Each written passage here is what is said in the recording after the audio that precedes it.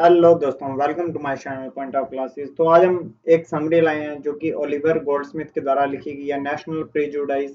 पहले तो आपको ये बताना चाहिए कि इसके बीच में बात किस टॉपिक के ऊपर की जा रही है। तो होता क्या है कि कोई राष्ट्रवाद की बात चल रही होती है, मतलब कि पॉलिटिकल जो रिलेटेड है वो कोई बात चल रही होती है 6-7 लोगों के बीच में। तो वहां पे क्या, जो हमारा नरेटर है, जो सुनाने वाला है, वो वहां पे आ जाता है। और फिर क्या होता है कि उन छयों के अंदर ये वाद विवाद होता है कि इनमें से कौन सा बंदा सही बात कर रहा है, या इस पार्टी के प्रति जो इनके विचार है वो सही है या गलत है। तो ये सारी चीजें किसके ऊपर छोड़ दी जाती है, हमारे जो नरेटर है, जो कहानी सुनाने वाला है, उसके ऊपर छोड़ दी जाती है, जबकि वो तो इस बात के अंदर शामिल भी नहीं होता है। तो इस तरह से कुछ कहानी की स्टार्ट होती है। अपने इंग्लिश टू हिंदी दोनों चीजें देखते चलेंगे, और अगर आपको कोई डाउट आता है कमेंट सेक्शन में बता देना। ठीक है, तो स्टार्ट करते हैं। दी ऐसे स्टार्ट होता है। यहाँ पर नरेटर यहाँ पे बात कर रहा होता है कुछ एल्डरली पीपल, मतलब कि जो बुजुर्ग लोग हैं, उनकी एक कन्वर्जेशन हो रही होती है किसके ऊपर, नेशनलिज्म, मतलब कि राष्ट्रवाद के ऊपर। कि अलग अलग राष्ट्र के जो भी लोग होते हैं उनमें से कौन ज्यादा मेहनती है, कौन ज्यादा काम करने वाला है, कौन सा देश बढ़िया, कौन सा देश बढ़िया नहीं है, कौन सी पार्टी बढ़िया है, उसके बारे में होता है। तो यहाँ पे पॉलिटिकल अफेयर्स के बारे में कुछ बात की जाती है। उसमें से एक इंसान जो कहता है कि इंग्लिश इंग्लिश वाले जो लोग हैं वो बेटर होते हैं किस किस से, डच से, जो जर्मन है, या फ्रेंच है, या स्पेनिश है। तो इन सब से कौन सा इंग्लिश का मैन बहुत ज्यादा अच्छा होता है। He praise the English for the bravery, generosity, mercy and virtue, मतलब कि जो इंग्लिश बोलने वाले लोग हैं, या हम कह सकते हैं कि अंग्रेजी जो लोग हैं, उनको ये तारीफे कर रहा है, उनके बारे में बता रहा है कि ये बहुत ज्यादा अच्छे होते हैं, इनके अंदर बहुत ज्यादा गुण होता है। When asked for an opinion, the narrator decided not to talk, as he was sure to contradict the statement, while the rest of the group agreed with the man. अब होता क्या है कि नरेटर कहता है कि एक बार मैं ना ही बोलूं, जब तक ये लोग एक दूसरे के साथ सहमत ना हो या एक विचार के ऊपर ना पहुंचे, तब तक मैं कोई भी अपना विचार नहीं दूंगा। When directly asked, the narrator had to speak his thoughts eloquently. तो होता क्या है कि फिर बाद में नरेटर को बोलने के लिए, अपने विचार देने के लिए कहा जाता है, तो नरेटर जो है वो स्पीक करना स्टार्ट कर देता है। He could not make such a broad statement about the characteristic of other European nations unless he made the tour of Europe and examined the manner of these several nations with great care and accuracy. तो होता क्या है कि जो हमारा नेटर है वो इतना बड़ा स्टेटमेंट नहीं देता, और अपने एक टूर के बारे में बताता है जो कि उसको यूरोप के अंदर लगा। तो वहां के जो तौर तरीके हैं, या वहां के जो लोग किस तरह से उसके साथ बिहेवियर करते हैं, तो उससे उसको जांचा जा सकता है।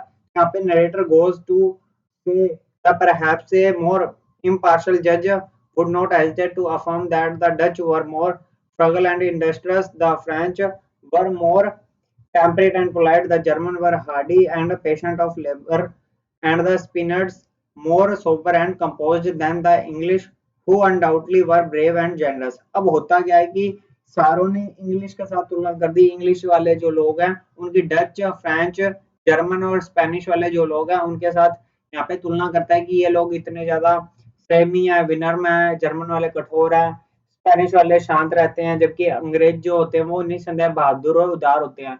लेकिन क्या है, वो उतावले भी जल्दी होते हैं, हट्टी भी होते हैं, और अभेद्य भी होते हैं। तो यहाँ पे एक तरीके से यहाँ पे इंग्लिश वालों के बारे में यहाँ पे हम कह सकते हैं नेगेटिव पार्ट ऑफ व्यू भी रखा गया। He quotes a philosopher who says that we should not be a countryman, but we should be criticized of the world, meaning we should view ourselves as inhabitant of the world and not of a certain part of it. अब होता क्या है कि अगर आप, जब तक आप किसी कंट्री के अंदर नहीं रह रहे, तब तक आपको वहां की कंट्री की जो भी दुख, समस्या या परेशानी है वो अपने को पता नहीं लग सकती है। इसीलिए कहा गया है कि जब तक आप किसी भी एक कंट्री के पर्सन नहीं होते हैं, तब तक आप सिर्फ उसके ऊपर क्रिटिसाइज कर सकते हैं, उसकी आलोचना कर सकते हैं, जबकि आपको रियलिटी पूरे ढंग से पता नहीं होती है। उसके बाद में वो कहता है, if the subjects prevail among the meanest and lowest of the people, they might be excused because they get a few opportunity of correcting them by reading, traveling or conversing with foreigners. तो होता क्या है कि अपने अभी भी पुरानी पीढ़ियों की जो बातें होती है उसको मान के चल रहे हैं, बट रियलिटी में क्या होता है कि अगर आपने जब तक उनके बारे में पढ़ेंगे नहीं, वहां पे जाके ट्रैवल नहीं करेंगे, उनके साथ बातचीत नहीं करेंगे, तब तक अपने उनके बारे में सही व्यू नहीं बता पाएंगे। But the misfortune is that they infect the mind and influence conduct even of our gentleman. तो होता क्या कि जो पुराने लोग हैं, बुजुर्ग लोग हैं, उनके मन में जो भी पहले के विचार होते हैं वो उन्हीं के थ्रू चलते रहते हैं, उनको आगे की कोई लेना देना नहीं होता। The mark of gentleman is that he should be free from national and other prejudice. तो वो कहता है कि जो भी एक अच्छा जेंटलमैन होता है, जिसके अंदर अच्छे जेंटलमैन के गुण दिखाई देते हैं, उसके अंदर कभी भी ऐसा नहीं दिखाई देता कि वो एक ही पक्ष को लेकर चलता रहे, और ना ही उसे कोई पूर्वाग्रह की बातों से कोई लेना देना होता है, जो कि पहले के कामों से दिखाई जाती है। तो होता क्या है कि वहां पे घूमने से, फिरने से, लोगों के साथ आचरण करने से, बातें करने से, उनका जो बिहेवियर है, उनका जो पक्ष है, वो सारी चीजें अगर आप नहीं देखेंगे तब तक आपको ये नहीं समझ में आ सकता कि वो लोग कैसे होते हैं। उसके बाद में the essay conclude with saying that it is okay to be proud of one's own land and country, but that should not stop us from thinking outside the box। तो कहता है कि अगर आप किसी एक भूमि या देश पे गर्व करना तो ठीक की बात होती है, लेकिन हमें बॉक्स के बाहर सोचने से नहीं रोकना चाहिए, क्योंकि बॉक्स के बाहर सोचने से मतलब ये है कि अगर आपकी क्रिएटिविटी यहाँ पे देखने को मिलती है तो क्रिएटिविटी भी आपकी बाहर आनी चाहिए, वो भी जरूरी होता है। नैरो माइंडेड नहीं होना चाहिए, या दूसरों से हमें नफरत नहीं करनी चाहिए। सारी अपने जितना भी पूरा वर्ल्ड, अपने पूरे वर्ल्ड के सिटीजन है, ना कि किसी एक कंट्री के, इसलिए हमें सभी कंट्रीज को इक्वल मानना चाहिए, ना कि किसी को बड़ी किसी को छोटी मानना चाहिए। तो आई होप आपको ये वीडियो पसंद आए, तो प्लीज वीडियो को लाइक कर चैनल को सब्सक्राइब करें, बेल आइकन को जरूर दबाएं।